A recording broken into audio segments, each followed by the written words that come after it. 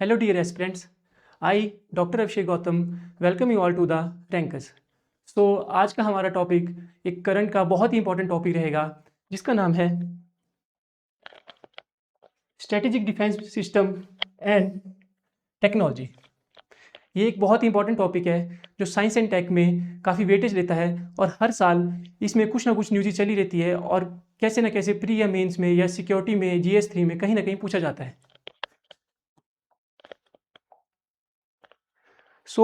आज का lecture start करने से पहले हम स्टार्ट करते हैं करंट अफेयर से कि हाल ही में हुआ क्या है इसके बारे में और इसमें क्या चला है आजकल। तो सबसे पहले आप देखेंगे कि PIB जो कि एक बहुत ही ऑथेंटिक सोर्स है जहाँ पे UPSC, PCS और अन्य आदि एग्जामों में इससे क्वेश्चन डायरेक्ट पूछे जाते हैं। तो PIB एक बहुत ही ऑथेंटिक सोर्स और गवर्नमेंट की ऑफिशियल साइट्स है जहाँ पे आपको नए नए आर्टिकल देखने को मिलते हैं। तो इसी ने ही मई के महीने में 2 बार सेम मिसाइल ग्रुप को अग्नि मिसाइल्स और अग्नि-1 बैलिस्टिक मिसाइल्स को कवर किया। तो ये क्या था, क्यों रहा और इसके पीछे क्या स्टैटिक है, क्या बेसिक है और इससे रिलेटेड क्या PYQs आते हैं, आज हम उसके बारे में डिस्कस करेंगे। तो सबसे पहली न्यूज़ हमारी 9 मई 2026 की रही जहां पे India conducts successful flight trial of Agni missile with multiple independently targeted re entry vehicle system यानी कि MIRV। ये कोई नई टेक्नोलॉजी नहीं है, 2024 में इंडिया ने इसे हासिल कर लिया था, लेकिन फिर से इंडिया ने कंडक्ट किया है अग्नि मिसाइल पर से। लेकिन आपको पता है कि कौन सी अग्नि मिसाइल पे ये लगती है, हम इसके बारे में जानेंगे। साथ ही ये कहाँ से हुआ, तो ये डॉक्टर APJ अब्दुल कलाम आइलैंड जिसे व्हीलर आइलैंड भी कहा जाता है, उड़ीसा से 8 मई 2026 को लॉन्च हुआ। सेकेंड स्लाइड हमारी यहाँ पर है, India conduct successful launch of the Agni one ballistic missile by who. So ये था strategic forces command, not by the DRDO but by the strategic forces command. ठीक है, अभी इन दोनों के बारे में क्या है हम डिस्कस करेंगे, लेकिन इसके साथ ही हाल ही में प्रधानमंत्री जी का इंडोनेशिया का दौरा रहा जहां पे इंडिया इंडोनेशिया को ब्रह्मोस और अस्त्र जैसी क्रूज मिसाइल देने वाली है। तो ये क्या है, क्रूज क्या है, बैलिस्टिक क्या है, ये अग्नि-1 है। तो इसका मतलब कि इसके और भी वेरिएंट होंगे, अग्नि-1, 2, 3, 4, 5 समथिंग कुछ होगा। और इसी तरह ये बैलिस्टिक मिसाइल्स क्या है, हम करंट अफेयर पढ़ते हैं, हर कोई करंट अफेयर पढ़ा रहा है, लेकिन उसके पीछे का बेसिक क्या है हमें पता ही नहीं है। तो इसीलिए हम आज आपको करंट और बेसिक्स दोनों में दोनों चीज़ें कॉम्प्रिहेंसिव तरीके से चलाएंगे। इसी तरह ये MIRV क्या है, इंडिया ने हासिल की है, इंडिया ने लॉन्च भी किया, इंडिया ने टेस्ट भी किया, लेकिन MIRV है क्या। अगर क्योंकि अब पेपर का जो नेचर है वो डायनेमिक होता जा रहा है, अब ऐसे सवाल नहीं आते हैं कि आपसे डायरेक्ट पूछा जाएगा कि इंडिया ने कौन सी मिसाइल लॉन्च की, या अग्नि-1 थी, अग्नि-2 थी, अग्नि-4 थी, इसमें और उसका बेसिक पूछा जाता है। हाल ही में आपने 2024 का 25 का HS का पेपर देखा होगा, इससे पहले आपने अगर आपने साथ साथ में UPSC के एग्जाम की तैयारी कर रहे हैं तो वहाँ पर भी देखा होगा कि अब स्टैटिक पोर्शन से कम, करंट से कम और स्टैटिक पोर्शन और बेसिक्स पर ज़्यादा ध्यान दिया जाता है। तो आज हम उसी को डिस्कस करेंगे along with the current affair. तो lot to know, lot to discuss. चलिए शुरू करते हैं आज का लेक्चर। कुछ भी शुरू करने पहले हम देखेंगे कि मिसाइल्स है क्या, क्रूज और बैलिस्टिक तो बात की बात है, सबसे पहले देखेंगे मिसाइल्स है क्या। तो एक सिंपल सी डेफिनेशन है कि मिसाइल है क्या। Missile is a vehicle that carry payload. Simple सी बात है, ये एक व्हीकल है, एक टारगेट को, किसी चीज को अपनी जगह से दूसरी जगह ले जाने के लिए हम मिसाइल का यूज करते हैं। और ले क्या जा रहा है यहाँ पे ले जाता है पेलोड।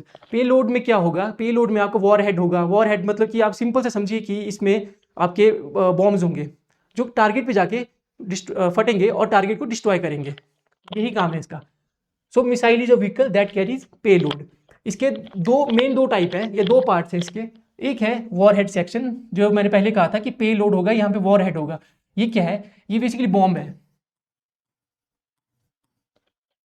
लॉन्च पैड से निकला मिसाइल और जहां पे भी टारगेट करना होगा वहां पे जाके फटेगा। तो ये पूरा सेक्शन नहीं फटता है, फटता है सिर्फ ये वाला, क्योंकि यहीं पे ही हमारे बॉम्ब है। ठीक है, और इसको ले कौन जा रहा है, इस पूरे ढांचे को, इस पूरे स्ट्रक्चर को कौन ले जाता है, यहाँ पे इंजन होता है जिससे बूस्ट निकलता है, थ्रस्ट निकलता है, जो इसे अपने टारगेट तक ले जाता है। ठीक है, तो सिंपल है कि missile is a vehicle that carries war head. इस स्लाइड को समझने से पहले थोड़ा सा और बेसिक समझ लेते हैं। एक इसमें ये समझना हमने कि ये कितने टाइप की होती है, मिसाइल्स है कितने टाइप की।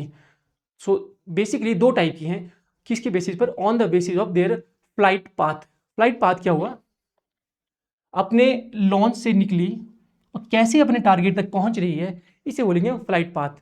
इसके बेसिस पे ये दो तरह की है, तो दो तरह की है, पहली है बैलिस्टिक, दूसरी हुई क्रूज। अभी हमने पढ़ा बैलिस्टिक मिसाइल अग्नि। क्रूज क्या है, क्रूज है आपकी अस्त्र मिसाइल, ब्रह्मोस मिसाइल, इस तरह की मिसाइल ये क्रूज में आती हैं। इसकी क्लासिफिकेशन है, इसके आगे टाइप्स हैं, सब टाइप्स हैं, हम आगे पढ़ेंगे किस किस तरह की हैं, वो सब आगे पढ़ेंगे, अभी बेसिक स्टार्ट कर रहे हैं। तो on the basis of their flight path they are two type, पहली आई बैलिस्टिक, दूसरी क्रूज। अब पहली बात करते हैं बैलिस्टिक्स के बारे में। बैलिस्टिक्स है क्या, कोई भी ऐसी मिसाइल जो सीधा वो ऊपर की तरफ को, वर्टिकल की तरफ को जा रही है, सिर्फ ऊपर जा रही है आसमान की तरफ को, और जाते जाते ये अपने एटमॉस्फेयर से धरती के एटमॉस्फेयर को ही लीप कर देती है, यानी कि 100 किलोमीटर से भी ऊपर चलेगी, जहाँ पे कार्मेन लाइन होती है ये उसे भी क्रॉस कर जाती है, और फिर ये एक्सोस्फीयर में एंटर कर जाती है 100 किलोमीटर के ऊपर। मैक्सिमम हाइट ये अटेन करती है 1200 किलोमीटर की। फिर एक टाइम के बाद मिड कोर्स, मतलब इस वाले सेक्शन को मिड कोर्स कहा जाता है, एक टाइम के बाद ये वापस री एंट्री करती है एटमॉस्फेयर में और फिर अपने टारगेट को हिट करती है। तो इसका आपने ऐसे याद रखना है कि कोई भी मिसाइल जो सीधा ऊपर की तरफ जाए और इतना ऊपर चले जाए कि वो एटमॉस्फेयर को लीव कर दे अर्थ के कुछ ऐसे को, और फिर ये अपने टारगेट पर हिट करे।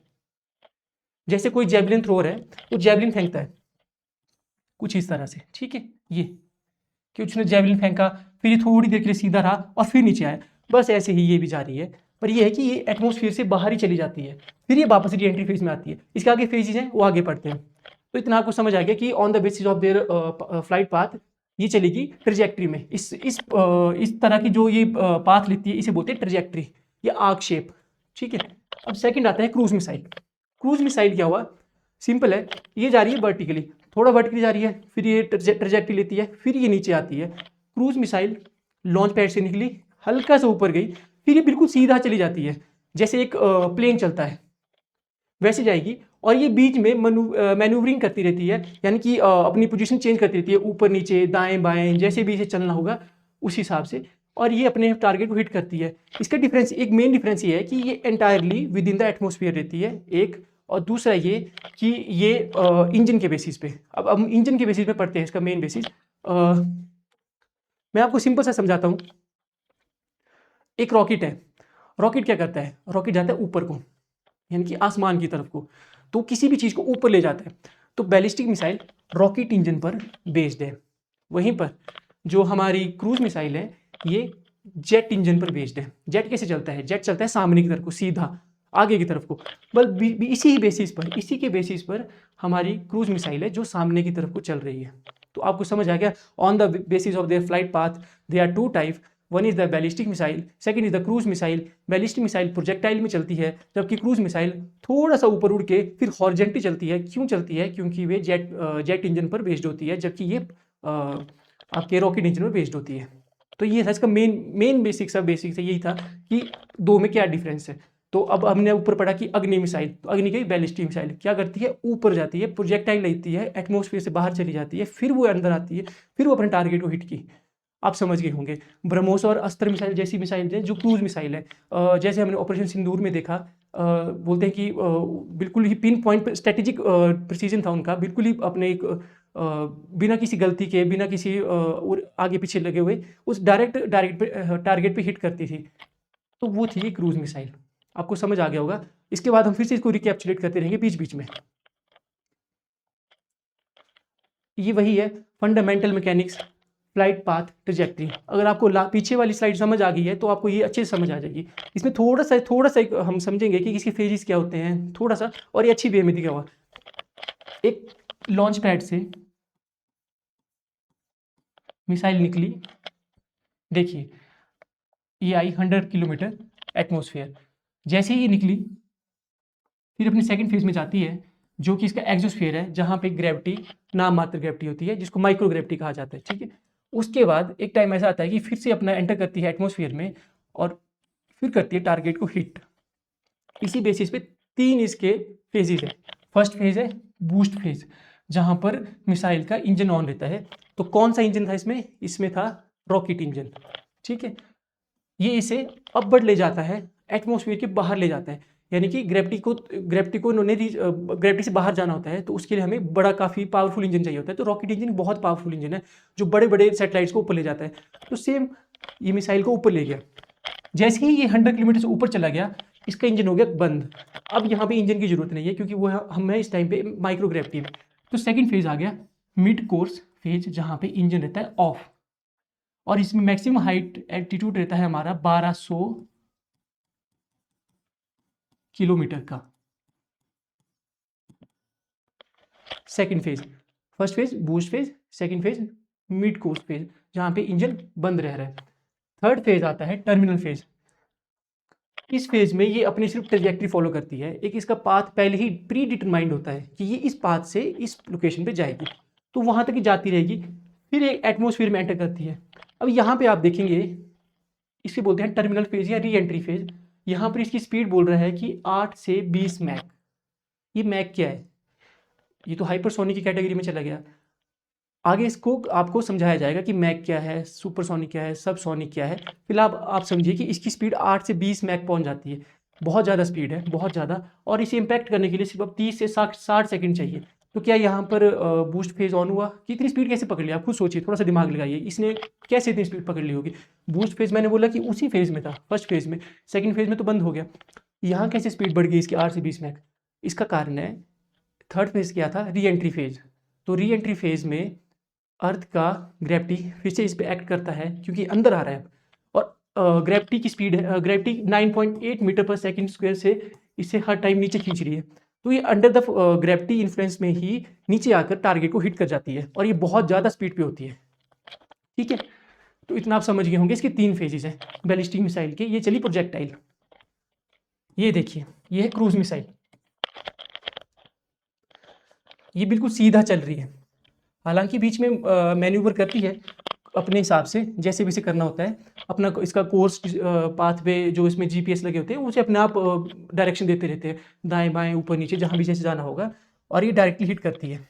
इसमें ये ध्यान रखना है कि ये जो है पूरी तरह से एटमॉस्फेयर में प्रेजेंट रहती है, और दूसरा ये बहुत ही लो हाइट पर 10 से 50 मीटर्स 50 मीटर की हाइट तक ही रहती है, इससे ज़्यादा नहीं जाती है ऊपर है। कारण क्या है? कारण आगे है, लेकिन मैं आपको अभी बता देता हूँ। क्योंकि क्रूज मिसाइल है, तो क्रूज मिसाइल बहुत ही लो लाइन चलती है, बहुत ही नीचे चलती है। क्यों? क्योंकि इसे दुश्मन के रेडार से बचना होता है। तो ऑब्जेक्ट जितना नीचे होगा वो रेडार की रेंज से कम होगा, रेडार की रेंज में कम आएगा। जैसे ये रेडार है, इस तरह से अपनी रेडियो वेव्स फेंक रहा है, और मिसाइल क्या कर रही है? इस तरह से मैनूवर करते हुए हिट कर जाती है नीचे से, ऐसे। समझ गए आप?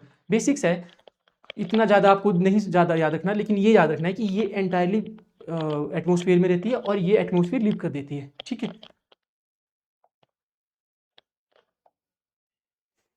तो ये है anatomy and the mechanics, propulsion and the payload. ये दोनों का एक बेसिक्स आइडिया है कि क्रूज मिसाइल और बैलिस्टिक मिसाइल्स में है क्या बेसिकली। तो वही, ये है missile, it is a vehicle that carry payload. ये आ गया पेलोड सेक्शन। यहाँ पे क्या है? यहाँ पे वॉर हेड, ये है जो अटैक करेंगे जाके, ठीक है। और इसे ले कौन जा रहा है? तो ये है रॉकेट, इसमें रॉकेट इंजन, और ये मैंने कहा था आपको कि ये है टर्बो इंजन। ये देख लीजिए, ये जेट पे चलता है और ये रॉकेट इंजन पे चलता है। इसमें ऑक्सीडाइजर टैंक की जरूरत पड़ती है। ऑक्सीडाइजर टैंक क्यों जरूरी है ये मैं आपको समझा देता हूँ। जैसा कि हमने बोला कि बैलिस्टिक मिसाइल एटमॉस्फेयर लीव कर जाती है, और हमने एनसीईआरटी क्लास 11th में एक चीज़ पढ़ी थी कि एटमॉस्फेयर हार्डली 100 to 120 किलोमीटर तक ही है ऊपर की तरफ जब हम जाते हैं। ऑक्सीजन जो है 120 किलोमीटर के बाद ख़त्म हो जाती है। तो वहाँ पे भी तो इसे इग्निशन चाहिए होता है, तो वहाँ कैसे चलेगा ये? तो वहाँ चलेगा with the help of oxidiser. ये अपने साथ अपनी ऑक्सीजन लेके जाता है ताकि वहाँ पे कंबस्शन होता रहे, इसे ये उसे ऊपर ले, रॉकेट इंजन जो चलता रहे वहाँ पे, इसे ऊपर ले जाए, ठीक है। ये समझने वाली बात है, और कुछ नहीं इसमें ज़्यादा, बहुत ज़्यादा ये हम रॉकेट साइंस नहीं पढ़ा रहे हैं आपको, बस बेसिक से समझा रहे हैं कि इसमें पेलोड सेक्शन होता है, ऑक्सीडाइजर होता है, और रॉकेट इंजन होता है जो इसे ऊपर ले जाता है। यही कहा है इसमें भी, मल्टी स्टेज सॉलिड और लिक्विड रॉकेट्स कंबस्शन में अपना कंबस्शन लेके जा रहे हैं। ये देखिए ऑक्सीडाइजर और पेलोड, क्योंकि ये रॉकेट इंजन है, रॉकेट देखा आपने कैसे कितनी बड़ी बड़ी मिसाइल्स को लेके जाता है ऊपर, कितने बड़े बड़े आपके सैटेलाइट्स को ऊपर लेके जाता है, तो वही है। इसकी कैपेसिटी बहुत ज़्यादा है, ये 1500 किलो तक उठा सकता है, जबकि क्रूज मिसाइल है, थोड़ी छोटी मिसाइल है। जेट की भी एक अपनी लिमिट है, उतना ही उठा पाएगा वो, तो उतना ही है इसका 200 से 500 केजी के बीच में। ये तो ये थोड़ा छोटा होता है, लेकिन इसकी अटैक करने की जो कैपेबिलिटी है, जैसे सर्जिकल स्ट्राइक वगैरह में इसी को यूज़ किया जाता है, क्योंकि बहुत ही ज़्यादा प्रिसाइज है, बहुत ज़्यादा प्रिसाइज। और वही ये जेट इंजन में चलता है, प्रपल्शन जेट इंजन है। कंबस्शन इसमें एयर इनटेक अपना ही लगा हुआ है, क्योंकि ये विद इन द एटमोसफियर है, तो एयर इनटेक इसका अपना ही है। ठीक है, ये एक बेसिक आइडिया है, कुछ नहीं है। ये एक बहुत ही इंपॉर्टेंट स्लाइड है, आप देख सकते हैं कि इन दोनों के बीच में बेसिक्स, लेकिन हमने ये पहले ही खत्म कर लिया सारा। अब ये आपकी सिर्फ और सिर्फ एक एक्टिव रिकॉल है। आप खुद देख सकते हैं कि बैलिस्टिक मिसाइल्स, इसका पाथ क्या है, बैलिस्टिक आर्क कुछ इस तरह से, ठीक है। उसका एरोडायनेमिक्स मैन्यूवर करती रहती है, हॉरिजॉन्टली मैन्यूवरिंग, और ये आर्क शेप बनाती है, प्रोजेक्टाइल बनाती है, ठीक है। प्रोपल्शन में देखेंगे आप, इसमें सिर्फ और सिर्फ रॉकेट इंजन है, और जो इसे रॉकेट इंजन भी सिर्फ इनिशियल फेज में है, मिड कोर्स में कोई इंजन नहीं है, और थर्ड में ये ग्रेविटी के इन्फ्लुएंस में स्पीड बढ़ा लेता है अपनी, और इसमें जेट इंजन लगा है जो इसे सीधा आगे ले जाता है। स्पीड हाइपरसोनिक, इसकी subsonic to supersonic, sonic, subsonic, hypersonic, ये हम नेक्स्ट आपको बताएंगे, भी थोड़ी देर में आपको पता लग जाएगा कि है क्या। फिलहाल ये याद रखना है कि आपने की स्पीड इसकी हाइपरसोनिक है 20 मैक तक, वही ग्रेविटी की वजह से इसकी स्पीड बढ़ जाती है। एक्यूरेसी थोड़ी सी कम है इसकी, और इसकी एक्यूरेसी बहुत हाई है, ये भी मैंने आपको बता दिया कि एक्यूरेसी क्यों इसकी हाई है। डिटेक्टिबिलिटी हाई है, विजिबल है, क्योंकि रेडार्स होते हैं मैक्सिमम जो दुश्मन के रेडार होते हैं ऊपर की तरफ होते हैं, तो ये, और ये आ भी ऊपर से रही है, तो ये जल्दी डिटेक्ट हो जाती है। वेयर एज जो हमारी क्रूज मिसाइल्स हैं वो दुश्मन के रेडार से बचते हुए हिट कर जाती है। ऐसा नहीं कि नहीं होती है, डिटेक्ट हो जाती है, लेकिन मुश्किल है। लॉन्च पैड, इसे कहीं से भी लैंड, सबमरीन, मोबाइल, और इसे कहीं से भी लैंड, एयर, सी, सबमरीन, कहीं से भी इसे लॉन्च कर सकते हैं आप। और स्ट्रेटेजिक रोल इसका strategic deterrence and nuclear uses में, जो भी आपके बड़े बड़े न्यूक्लियर वेपन्स होते हैं वो इसी पे ही लोडेड होते हैं। हालांकि अब तो थोड़े वेरिएंट अच्छे आ चुके हैं, तो क्रूज मिसाइल में भी अब जैसे ब्रह्मोस में कह रहे हैं कि अभी न्यूक्लियर वॉरहेड इसमें भी अटैच हो चुके हैं, लेकिन फिर भी इसकी ज़्यादा कैपेसिटी है न्यूक्लियर वेपन्स को उठाने की, क्योंकि बहुत भारी होते हैं और कहाँ तक कितना ले जाना है वो इसमें ये अच्छा रोल निभाते हैं। Payload nuclear type, conventional type, ये मोस्टली सम न्यूक्लियर, मैंने कहा जैसा कि सम न्यूक्लियर है और मोस्टली कन्वेंशनल ही है, इसमें बॉम्ब्स ही होंगे इसमें मैक्सिमम। तो एक बार थोड़ा सा रिकैप्चुलेट कर लेते हैं ताकि आपको सब याद हो जाए, आपको पता हो कि आपने क्या पढ़ा अभी तक इस पूरे लेक्चर में। थोड़ा सा पीछे जाके फटाफट 1 मिनट में इसको रिकैप्चुलेट कर लेंगे, ठीक है। Missiles that carry a payload, दो टाइप का, इसके ही दो टाइप है मिसाइल्स के, वॉरहेड सेक्शन, इंजन। यहाँ पर ये इंजन है जो इसे ले जाता है, वॉरहेड सेक्शन जो आगे फटता है जाके। ये इसका कोर्स, इसके टाइप्स आगे, ballistic missile, cruise missile, ballistic projectile करती है, लॉन्च पैड से निकली, प्रोजेक्टाइल से चली, अपने टारगेट को हिट किया। सेम ये क्या हुआ, ये थोड़ी सी ऊपर गई, उसके बाद हॉरिजेंटली चलते हुए मैन्यूवर करते हुए अपने टारगेट को हिट करती है। क्यों? क्योंकि जेट इंजन है। क्यों? क्योंकि, और यहाँ पे क्यों? क्योंकि ये रॉकेट इंजन में बेस्ड है। ये हमने बेसिक से समझा कि ये ऑक्सीडाइजर क्यों ले जाता है, क्योंकि इसे ऊपर ऑक्सीजन चाहिए होती है, और इसे एयर इनटेक होता है, क्योंकि ये विद इन द एटमोसफियर ही रहती है मिसाइल, तो इसे मिलती रहती है अपनी एयर यहीं से ही ऑक्सीडाइज करने के लिए। टर्बो इंजन पर है और वॉरहेड सेक्शन है। मेन बेसिस एक हमने इसका कंपेरेटिव एनालिसिस किया, तो यहाँ पे हमने पाया कि ये बैलिस्टिक आर्क में चलती है और ये एरोडायनेमिक्स में चलती है, ये रॉकेट इंजन में चलती है और ये जेट इंजन में चलती है। स्पीड हाइपरसोनिक और सबसोनिक, इसके बारे में बात करते हैं कि ये है क्या। तो सबसे पहले हम कोई भी मिसाइल या कोई भी किसी भी जेट के बारे में पढ़ते हैं तो कहते हैं कि हम ये 2 मैक पे चलता है, 3 मैक पे चलता है, और उसी के बेसिस उसे कैटेगराइज किया जाता है कि ये हाइपरसोनिक था, ये सुपरसोनिक था, ये सबसोनिक था, ये सोनिक था। तो ये है क्या बेसिकली? मैक क्या है? Mach is a speed of sound, ठीक है, एक नॉर्मल, ये एक यूनिट है नापने के लिए साउंड की, कि मैं जितना कह रहा हूँ, जिस स्पीड से मैं कह रहा हूँ उसे नापने के लिए ये इसकी एक यूनिट दी गई है। Mach is a measurement that compare an object speed to the speed of sound. Approximately speed of sound is 330 meter per second square. ठीक है। इसी में ही अब एक कंसेप्ट समझेंगे कि 1 मैक किसे कहेंगे। जो नॉर्मल स्पीड ऑफ साउंड है वो हुई 1 मैक। 2 मैक हुआ twice the speed of sound. और अगर 0.8, 0.7, 0.4, 0.7 पड़ा तो ये हुआ सबसोनिक। अब देखिए 1 मैक से कम सबसोनिक, 1 से 5 मैक के बीच सुपरसोनिक, और 5 से 20 मैक या जितना भी आगे कह लीजिए आप हाइपरसोनिक। तो यहाँ आई हमारी बैलिस्टिक मिसाइल्स, यहाँ पर हमारी क्रूज मिसाइल, और यहाँ पे भी कुछ कुछ क्रूज मिसाइल जैसे कि इंडिया की निर्भय 0.7। और रशिया और इंडिया अभी डेवलप कर रहे हैं ब्रह्मोस 2। ब्रह्मोस 1 थी अभी तक जो 3 मैक तक चलती है, जो कि सुपरसोनिक्स में आती है, लेकिन अब ब्रह्मोस 3 कर रहे हैं जो क्रूज मिसाइल होने के साथ साथ हाइपरसोनिक स्पीड पे चलेगी। अब हम पढ़ेंगे जो हमने आज कंसेप्ट शुरू किया था MIRV, लेकिन वहां तक हम पहुंचे कैसे, यहाँ तक पहुंचे कैसे, तो ये थोड़ा सा समझ लेते हैं कि ओवरव्यू क्या है। Evolution of warhead targeting. तो ट्रेडिशनल बैलिस्टिक मिसाइल्स में क्या हो रहा था कि लॉन्च पैड से मिसाइल निकली, प्रोजेक्टाइल बनाया और अपन टारगेट तक गई। लेकिन यहीं बीच में क्या होता है कि दुश्मन के डिफेंस सिस्टम से एक मिसाइल लॉन्च होती है, जैसे कि हमने ऑपरेशन सिंदूर के टाइम पे देखा, जिसे हमने कहा था सुदर्शन चक्र S-400। तो वहाँ से क्या हो रहा है कि मिसाइल्स आ रही है, जो ऊपर से जो मिसाइल आ रही है उसे रोकने के लिए हम नीचे से एक इंटरसेप्टर मिसाइल भेजते हैं, ताकि वो ऊपर से आ रही मिसाइल को हिट करेगा और आसमान में डिस्ट्रॉय कर देगा। जैसे अमेरिका के पास अभी हम गोल्डन डोम की बात कर रहे हैं, ईरान के पास, इजराइल के पास हम आयरन डोम की बात करते हैं, S-300 की बात करते हैं, S-400 की बात करते हैं। ये सब क्या है, ये सब है आपके डिफेंस सिस्टम जो इंटरसेप्ट करते हैं अपकमिंग बैलिस्टिक मिसाइल्स को। तो 1 मिसाइल 1 टारगेट, ये इसे बीच में ही रोक देती थी। मिसाइल आई यहाँ कहीं बीच में से, थर्ड फेज होता है बेसिकली, वहीं पे ही डिटेक्ट होती है सारी मिसाइल्स, क्योंकि वहाँ पे एटमॉस्फेयर में एंटर कर जाती है, तो वहीं से ही डिटेक्ट करता है रेडियो वेव से, तो वहाँ पे ही ये डिस्ट्रॉय हो जाती थी। तो ये थी इनके साथ दिक्कत जो ट्रेडिशनल मिसाइल्स थी। फिर आया MARV, जिसे कहा गया मैन्यूवरेबल, यानी कि जो ये वाली कैपेसिटी थी क्रूज मिसाइल के पास। क्रूज मिसाइल चलती थी ऐसे, लेकिन हमने क्या किया कि बैलिस्टिक मिसाइल्स में ही ये वाली टेक्नोलॉजी लगा दी, ताकि जब मिसाइल नीचे से आए इसे रोकने के लिए, तो ये मैन्यूवर करता हुआ दाएं बाएं करता हुआ अपने टारगेट को हिट कर जाए। तो इसके बड़ा एक अच्छा एग्जाम्पल है, यह है अग्नि प्राइम या अग्नि P।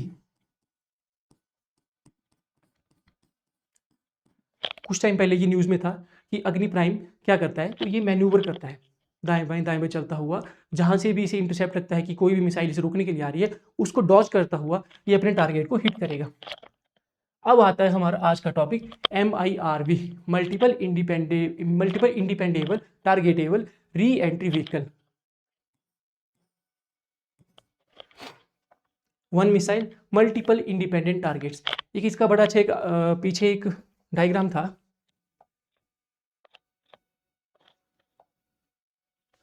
ये कितनी मिसाइल थी, बहुत सारी मिसाइल थे। पे लोड में वॉर हेड हमने कितने डाले हुए, 1 2 3 4 5 6, उस तरफ को भी होंगे। यही काम कर रहा है यहाँ पे भी।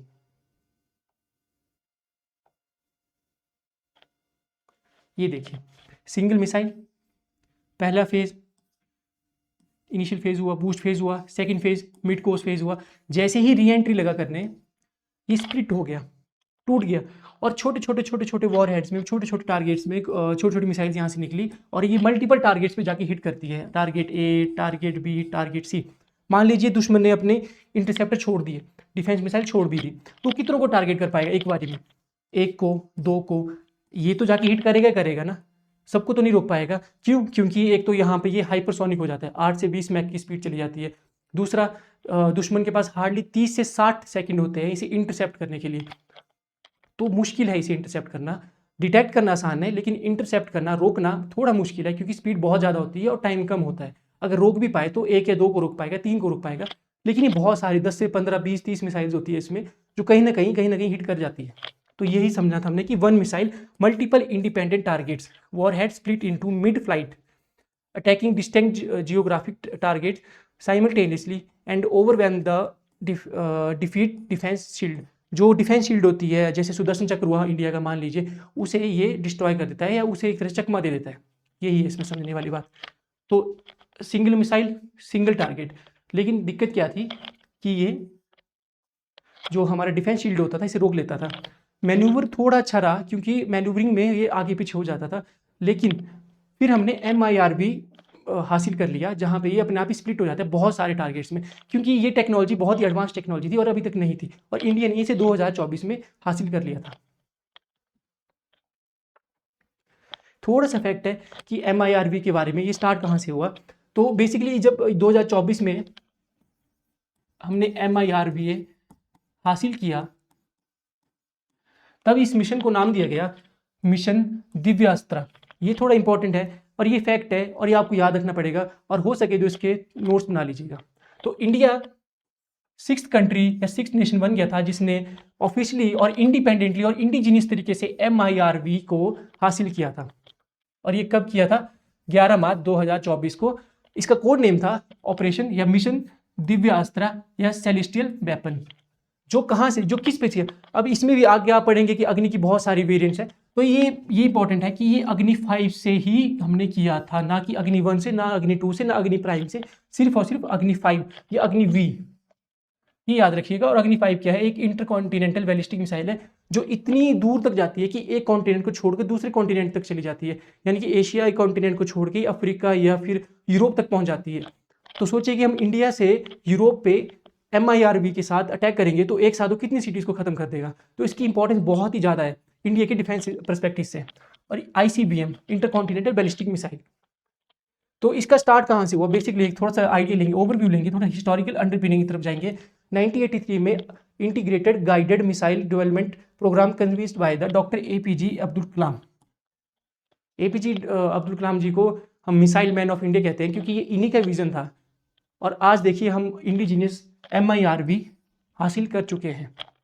लेकिन जैसा कि हमेशा होता है, जब हमने न्यूक्लियर वेपन, जब हमने न्यूक्लियर टेस्ट किया था तब भी इंडिया में सैंक्शन लगे थे। सेम अग्नि डेमोन्स्ट्रेट जब हमने 1989 में किया था पहला अग्नि मिसाइल 1 से, तो MTCR एक ग्रुप है जहाँ पे हमें जो मल्टीपल टेक्नोलॉजीज देता है हमें बाहर से। इसके अभी ऑफिशियली अभी इसके 35 नेशंस हैं और इंडिया भी इसका मेंबर बन चुका है 2016 में। ये आपके IR से रिलेटेड टॉपिक है, तो हम इसे बेसिकली वहीं पे कवर करेंगे। आज हम यहाँ पे फोकस नहीं करने की। तो इन्होंने हमारे लिए एक ब्लॉकेट लगा दिया था और हमें कोई भी टेक्नोलॉजी देने से मना कर दिया था। तो हमने फिर इंडिजीनियस और इनोवेटिव तरीके से, यानी कि अपना ही भारतीय आत्मनिर्भरता से होते हुए 2022 में अग्नि 5 को टेस्ट किया और 2024 में हमने दिव्यास्त्र को टेस्ट कर लिया। तो बेसिकली आइडिया ये है कि मिशन दिव्यास्त्र क्या था, ये इसका ही कोड नेम था अग्नि 5 के साथ जब हमने MIRV को हासिल किया। ये बहुत ही एक अच्छा डायग्राम है जो आपको समझाएगा कि MIRV टेक्नोलॉजी है क्या। तो सबसे पहले समझेंगे कि ये हमारी बैलिस्टिक मिसाइल है, आपको दिख रहा है, वर्टिकली जाती है, ट्रेजेक्टरी फॉलो करती है और फिर री एंट्री लेती है।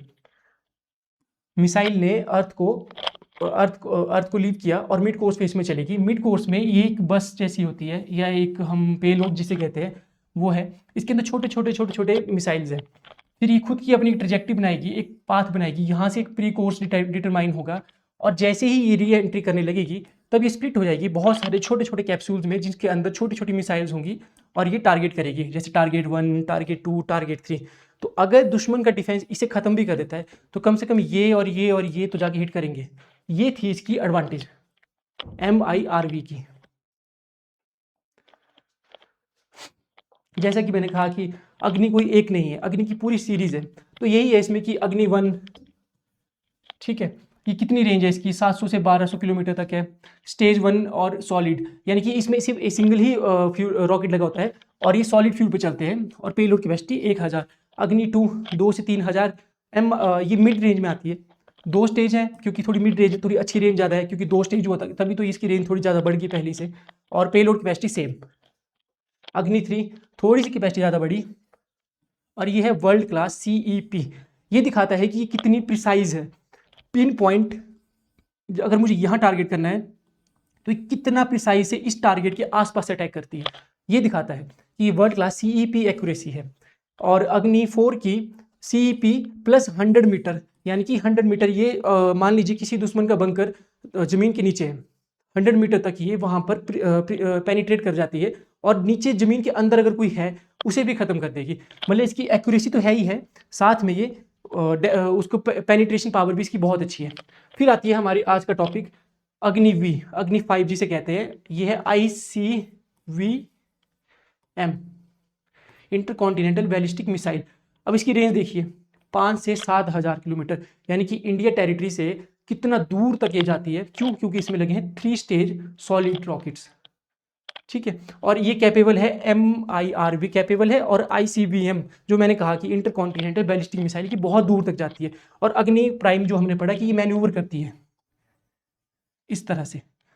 2 स्टेज है, तो 2 स्टेज का मतलब ये हुआ कि ये थोड़ी कम हुई इसकी रेंज, तो 1000 से 2000 के बीच में। और लाइटेस्ट है, MARV है, और इसे चलते हुए किसी रेल या चलते हुए किसी प्लेटफॉर्म से आसानी से इसे लॉन्च किया जा सकता है।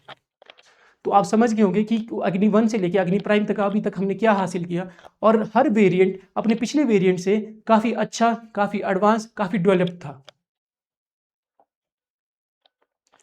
ये दिखाता है कि हमारी अग्नि मिसाइल्स की अलग अलग रेंज विद परस्पेक्टिव टू पूरा वर्ल्ड, जो आपका पूरे आसपास के जो इसके पड़ोसी जो देश हैं उसके हिसाब से कहाँ तक हम अटैक कर सकते हैं। तो अग्नि 1 की रेंज यहाँ तक देखिए आप, आसपास के पड़ोस के देश जो पाकिस्तान, नेपाल, बांग्लादेश, यहाँ तक है। लेकिन जो इसकी अगली सीरीज थी अग्नि 2 और अग्नि 3, तो इसकी सीरीज थोड़ी अच्छी थी जो साउथ एशिया तक जाती है। लेकिन अग्नि 5 देखेंगे आप 5000 प्लस किलोमीटर, जो कि अफ्रीकन कॉन्टिनेंट, यूरोप, लगभग चाइना और यूरेशिया। अब देख सकते हैं इसकी स्ट्रेटेजिक इंपॉर्टेंस। अब सोचिए यहाँ से हम MIRV के साथ एक मिसाइल अगर यहाँ भेजते हैं तो ये एक साथ कितने सारे नेशन जो है, कितने सारी जगह पर अटैक कर सकती है। तो इसकी इंपॉर्टेंस आप समझ सकते हैं कि MIRV कितना इंपॉर्टेंट था हमारे लिए, और अग्नि 5 कितनी इंपॉर्टेंट है हमारे लिए।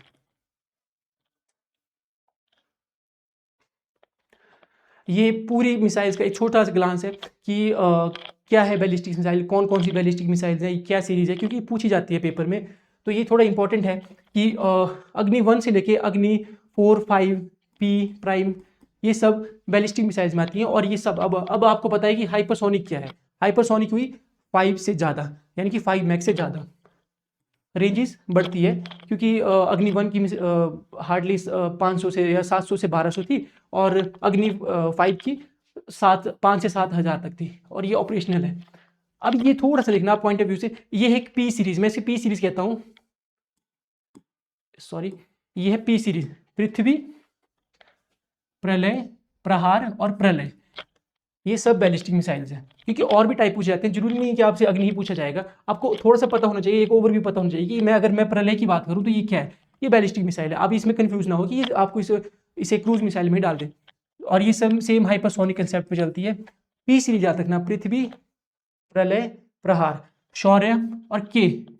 इसकी इंपॉर्टेंस क्या है K की, कि ये चलती है सबमरीन से। हाइपरसोनिक क्योंकि बैलिस्टिक मिसाइल है और सेम कंसेप्ट है। अब जो मैं दूसरी तरफ बात कर रहा था कि क्रूज मिसाइल के बारे में, तो देखिए पहला आ गया सुपरसोनिक। अब आपको पता है सुपरसोनिक क्या है, आपको पढ़ाया गया अभी थोड़ी देर पहले। सुपरसोनिक क्या है, 1 से लेके 5 मैक के बीच में सुपरसोनिक, ठीक है। ये देखिए ये 3 मैक स्पीड है इसकी, और 290 से 600 किलोमीटर। क्योंकि ये है क्रूज मिसाइल, इसकी रेंज ज़्यादा नहीं है, क्योंकि इसकी एक लिमिट है। इसका जो फ्यूल है वो लिमिटेड फ्यूल है, तो ये नीचे और जा भी रहा पूरे entire with in the atmosphere जा रहा है, तो ये ज़्यादा दूर तक नहीं जा पाती है जितना कि हमारी बैलिस्टिक मिसाइल्स है। और ये ऑपरेशनल्स है, निर्भय, LR, ASM, अस्त्रा, जो अभी हमारे साथ इंडोनेशिया के साथ हमारे अभी टाइज हुए हैं कि हम उन्हें अस्त्रा और ब्रह्मोस मिसाइल देंगे। तो ये सब आप देख सकते हैं। अस्त्रा की थोड़ी सी एक अलग बात है, क्योंकि ये सब चलती है जमीन से, या मतलब कोई प्लेटफॉर्म चाहिए होता है इन्हें। अस्त्रा एयर टू एयर है, A to A। इसका मतलब क्या हुआ कि ये किसी जेट पर या किसी हेलीकॉप्टर पर लगी होंगी, और उसे उसी प्लेटफॉर्म से, उस चलते हुए हेलीकॉप्टर से ही दाग दिया जाएगा सामने की तरफ को। इसको एक और क्लास बोलते हैं बियॉन्ड द विजुअल रेंज, ठीक है। VIRVAM करके एक अलग सी क्लास है, जो हम नेक्स्ट टॉपिक्स में, आगे आने वाले टॉपिक्स में आपको कवर करेंगे। आकाश और बराक एक same surface to air defence missile है। जो मैं बात कर रहा था कि डिफेंस में जब इंटरसेप्ट करती है कोई रेडार तो वहाँ से क्या भेजा जाता है, नीचे से कौन सी मिसाइल आती है, तो ये आकाश, बराक, S-400, S-300 यही वो मिसाइल्स हैं। ठीक है, तो ये एक ओवरव्यू है। आप इस PDF को पढ़ लीजिएगा एक बार और इस वाले सेक्शन को अच्छे से पढ़िएगा। ठीक है, तो थोड़ा सा हम इसके बारे में बताएंगे कि किस तरह के क्वेश्चन पूछे जाते हैं। आगे हम PYQ भी सॉल्व करेंगे और by the end of this lecture हम थोड़ा सा एक्टिव रिकॉल करने की कोशिश करेंगे। ठीक है, तो अब आप इस क्वेश्चन को सॉल्व करिए, खुद सॉल्व करिए, देखिए जरा इसमें पूछा क्या गया है। ठीक है, consider the following statement regarding the difference between the ballistic missiles and cruise missiles. तो पहली स्टेटमेंट हमारी क्या है, स्टेटमेंट 1 बोलती है, आप ना जब भी पेपर सॉल्व करें ना तो जहां पे भी आपको कोई इंफॉर्मेशन दिखे ना उसे आप ना हाईलाइट करते जाएं। जैसे ballistic missiles are jet propelled and stay entirely within the earth atmosphere throughout their flight path. क्या कह रहा है कि बैलिस्टिक मिसाइल जो है जेट पे चलती है और वो पूरा का पूरा टाइम अर्थ के एटमोसफियर में रहती है।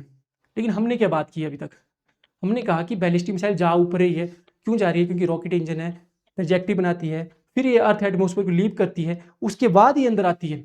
तो ये क्या हुआ, ये सब स्टेटमेंट गलत होगी, फैक्ट ही उल्टा है इसमें। तो ये वाली जो हमें इंफॉर्मेशन दी थी ये थी क्रूज मिसाइल की। तो काटिए काटिए, हालांकि हमें तीसरा मिल चुका है, फिर भी हम अपनी नॉलेज के लिए दूसरी स्टेटमेंट पढ़ने जा रहे हैं। Cruise missiles follow a parabolic trajectory. Parabolic trajectory कैसी हुई, ये वाली ट्रेजेक्ट्री, आर्क शेप। क्या करती है ऐसी है, नहीं। हमने क्या पढ़ा था, हमने पढ़ा था कि हल्की सी ऊपर जाएगी, फिर ये मैन्यूवर करते हुए अपने टारगेट को हिट करेगी विद इन दी एटमोसफियर। ये क्या कह रहा है कि leaving the atmosphere before reentering to strike the target. तो आपको लग गया पता कि इसमें इंफॉर्मेशन जो है ऊपर नीचे की गई थी, बस नाम चेंज किया गया था। और यही पेपर में होता है, यही बच्चा फंसता है। कोई नहीं पूछ रहा कि अग्नि 1 क्या थी, अग्नि 2 क्या थी, अग्नि 4 क्या थी। पूछ भी सकते हैं, मैं मना नहीं कर रहा, लेकिन बेसिक्स के साथ खेला जाता है आपके साथ पेपर में। आपके बेसिक क्लियर होने चाहिए, इसीलिए मैंने क्वेश्चन डाला था। और इसी बेसिस पर एक क्वेश्चन आया हुआ है UPSC में। हालांकि अभी तक HS में इस तरह का कुछ बना नहीं है अभी तक, लेकिन अगर आने वाले टाइम में, क्योंकि इसकी इंपॉर्टेंस बढ़ती जा रही है अपने इस वाले सेक्शन की, तो मेरे को लगता है कि शायद आने वाले टाइम में यहाँ से पक्का एक क्वेश्चन आएगा। एक देख सकते हैं हम कि ब्रह्मोस इज अ सुपरसोनिक, हमने पढ़ा। हालांकि यहाँ पे खेल सकते हैं आपके साथ पेपर में, इसे सबसोनिक कर देंगे, इसे हाइपरसोनिक कर देंगे। हाइपरसोनिक कैसे करेंगे, इसे मुश्किल है ना करना, क्योंकि ब्रह्मोस क्या है, ब्रह्मोस एक क्रूज मिसाइल है। अब आपको पता है क्रूज मिसाइल की अभी तक हाइपरसोनिक स्पीड नहीं है, इतनी नहीं है, इतना एडवांस नहीं हुए हम अभी तक। हालांकि चला है काम, ब्रह्मोस 2 बनने वाली है थोड़े टाइम में, तो अभी तक तो नहीं आई, लेकिन तो ये सुपरसोनिक ही है, ये ठीक है। यहाँ पे cruise missile developed by the India and Russia.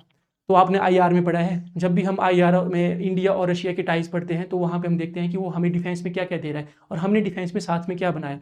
तो ब्रह्मोस सबसे पहला है, फिर T-19 टैंक्स हो गए, बिस्मा टैंक हो गए, सुकोई हो गए, मिग हो गए, इस तरह के, लेकिन ब्रह्मोस का नाम भी उसमें आता है। तो ये तो हर बच्चे को पता होगा शायद से। तो इसका आंसर होगा ओनली 3। ये रहा मैं जिसकी बात कर रहा था, UPSC का 2023 का क्वेश्चन। बेसिक के साथ खेला है। यहाँ पे आप देख सकते हैं कि ballistic missiles are jet propelled as super subsonic.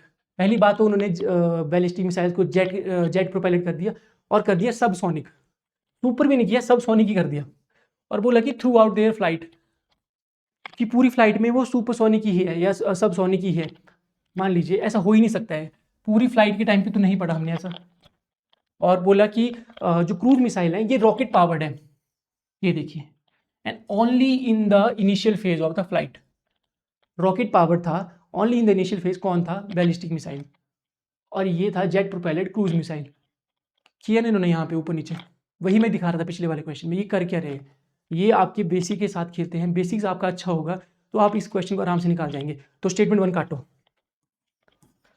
अब आती है स्टेटमेंट 2, अग्नि बी जो हमने आज बात की, is a medium range supersonic cruise missile. ये देखिए, पहले तो बोल दिया मीडियम रेंज है, फिर बोल दिया सुपरसोनिक क्रूज मिसाइल। अब आपको मीडियम का नहीं पता, तो आपको इतना तो पता है ना कि क्रूज तो है ही नहीं, ये तो बैलिस्टिक मिसाइल है। तो ये कर रहे हैं ना गड़बड़, कहीं ना कहीं तो कर रहे हैं। अगर आपका इतना भी बेसिक क्लियर ना कि क्या है बैलिस्टिक, क्या है क्रूज, कौन कौन सी सीरीज है, जो मैंने आपको पीडीएफ दिखाया पीछे जैसे, आप उस पीडीएफ को बड़ा लाइट मत लीजिएगा, क्योंकि ये बहुत ही इंपॉर्टेंट पीडीएफ है। मैक्सिमम चीज़ें यहीं से आपकी सॉल्व हो जाएंगी कि के सीरीज़ क्या है, पी सीरीज़ क्या है, ब्रह्मोस क्या है, निर्भय क्या है, ठीक है। तो ये एक इंपॉर्टेंट पीडीएफ है आपका, ये एक इंपॉर्टेंट पॉइंट है यहाँ पे, ये याद रखना आप। तो ये भी गया, आगे पढ़ने की जरूरत नहीं क्योंकि वहीं खत्म हो गया हमारा टॉपिक। तो ये भी गया और ये तो गया ही गया। तो क्या बचा? Answer is D. थोड़ा सा इसे एक्टिव रिकॉल कर लेते हैं आज के लेक्चर को और इस लेक्चर को एंड करते हैं। आई नो ये थोड़ा सा लंबा टॉपिक हो गया, लेकिन मुझे लगता है कि शायद इसमें इतनी नॉलेज तो होनी चाहिए थी कि इस वीडियो के बाद आपको शायद किसी और वीडियो की जरूरत ना पड़े। तो देखते हैं आज का एक रिकॉल कर लेते हैं, थोड़ा सा रिकॉल कर लेते हैं इस पॉइंट को कि on the 8 May 2026 India conducted a flight trial of an advance Agni missile equipped with which specific system. तो हमने पढ़ा कि MIRV के साथ उसको इक्विप्ड किया गया था। दूसरी बार हुआ ये जब हमने इसको टेस्ट किया। What is the full form of the MIRV? हालांकि नहीं पूछेंगे, लेकिन आपको पता होना चाहिए कि multiple independently targetable re entry vehicle. From which specific island in Orissa was the advance अग्नि MIRV फ्लाइट टेस्टेड? तो ये पूछा जा सकता है। तो अभी तो उसका नाम चेंज हो गया, पहले उसे व्हीलर आइलैंड कहा जाता था उड़ीसा में, अब उसको डॉक्टर APJ अब्दुल कलाम नाम से जाना जाता है। ये हो गया।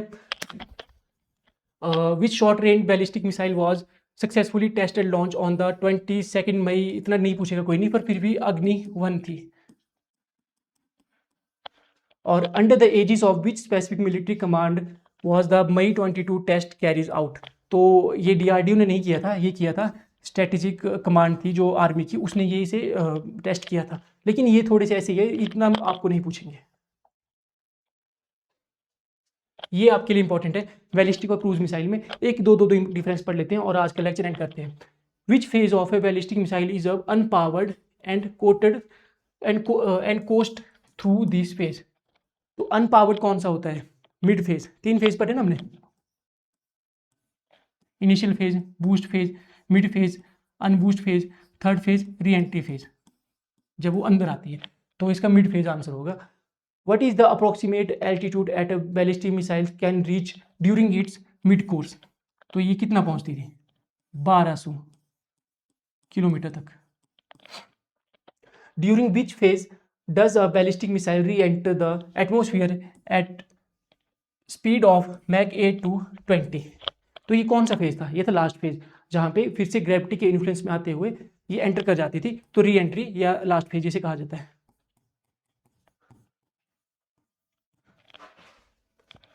Which type of missile has the engine running through out its entire flight? तो बैलिस्टिक मिसाइल का सिर्फ इनिशियल फेज पे था और एंटायरली किसका था? क्रूज मिसाइल का। At what specific height range does a cruise missile fly above the ground? Low lying थी, थोड़ा नीचे उड़ती थी। क्यों? क्योंकि रेडार के नज़र में ना आए। तो ये क्या था इसका आंसर? 10 से 50 मीटर्स की हाइट पर। What is the specific term use for the boundary that a cruise missile stay below the remain undetected? तो इसे कहा जाता था रेडार होराइजन।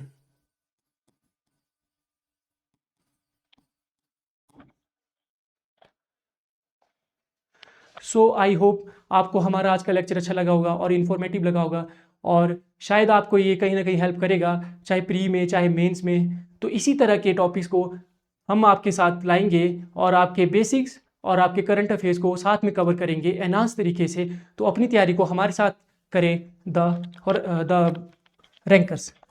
ये एक नेक्स्ट जेन एकेडमी है जहाँ पे आपको हर तरह से मदद की जाएगी, आपके प्री से लेके मेन से लेके इंटरव्यू तक, और आपको हर तरह से प्रोवाइड किए जाएंगे सारे मटेरियल्स। और साथ ही आज की PDF को आप ऑफिशियल हमारे ऐप पर पा सकते हैं, जहाँ पे ये फ्री सेक्शन में आपको मिल जाएगा, और बाकी सारे डिस्क्रिप्शन लिंक्स आपको नीचे दिए जाएंगे वीडियो के नीचे। और हमारे चैनल को सब्सक्राइब करें। Thank you so much. मिलते हैं नेक्स्ट वीडियो में किसी इन्फॉर्मेटिव टॉपिक के साथ।